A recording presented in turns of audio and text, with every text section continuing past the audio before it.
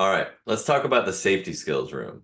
This is one of my favorite rooms, and it's one of the most important ones for the same reason that we need to be really good at our safety skills if we're going to go out on a multi-day backpacking trip. It could be dangerous out there, and some basic skills are really going to help us stay safe. Each one of these skills has been studied by researchers, and they've been shown to be the antidote to relationship dissatisfaction and relationship breakdown.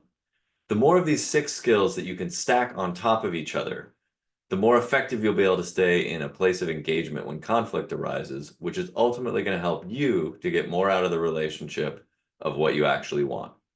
It may not be as fast as you'd like sometime, but it's going to be far more sustainable.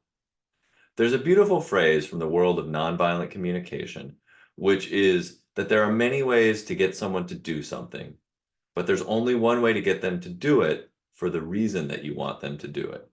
And so that's where these skills help us to get someone to engage with us and do what we'd like from them in a place of intrinsic motivation and desire to be closer to you and improve the relationship versus guilt or frustration or fear.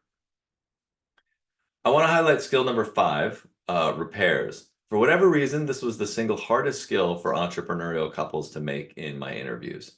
Could be pride, could be something else, but pay close attention to that one. All right, here's the core safety skills. First, a gentle startup. And this is the sort of the key when you can think that you're in a place where you're feeling emotionally agitated and you're ready just to kind of lace into your partner in a way that's not very skillful, and just try to go back to these 3 things. I'm feeling this, and about this specific situation.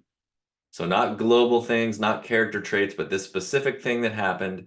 And what I need from you to make it better right now is this. That's a gentle startup. And you can think of it as just a much more kind, polite way to begin a discussion that might get heated. Number 2, I think of this as living autobiographically when you're in the midst of a conflict conversation. So we describe ourselves, not our partner. What are our feelings? What are our needs? And what did I see? What did I think I heard you say? What did I think that expression on your face meant? Feels very different than when I start saying, you said this, you looked like that.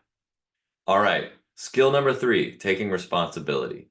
This is something we've learned about our whole lives, but we somehow seem to have missed it in couples. And I think it's because we often confuse taking responsibility, which by the way is the antidote to defensiveness, as taking 100% responsibility.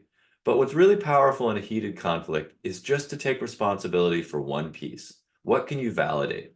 Can you say, you know what? I have been pretty stressed recently, or I can see why you'd be pretty frustrated. That's different than taking 100% responsibility, but it validates our partner and shows that we want to stay connected and we're not trying to gaslight them. All right, number 4, taking responsible breaks. So we all know about the fight or flight mechanism. And if we get to that point where we feel like we're starting to really get aroused, nothing good will happen because our prefrontal cortex has shut down. So if we're getting into that place where we're really flooded, what we need to do is say, take a responsible break. I need an hour to calm myself down so that we can continue this conversation in a way that's going to be healthy for us as a couple.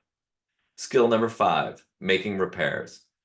Lots of different ways to do this. My personal favorite with my wife, whenever things get difficult, is we'll say, can I have a hug? We get too stuck in the ping pong, trying to argue about who's right, and we can just de-escalate by saying, can I have a hug? We stop trying to talk it out, and we just come back together physically. Some other really great ways to do it is to say, you know what? That came out wrong. Can I try that again? So kind of like hitting the rewind button. Another one is, you're starting to convince me.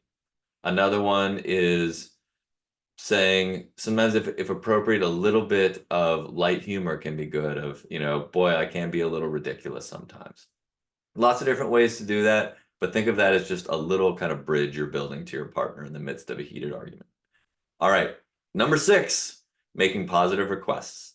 So this is all about letting go of kind of litigating the past, letting go of what's frustrating us, but thinking about what is it that we really need from our partner right now, letting go of everything that's already happened. What do I need right now to make the situation better versus what is it that I don't like?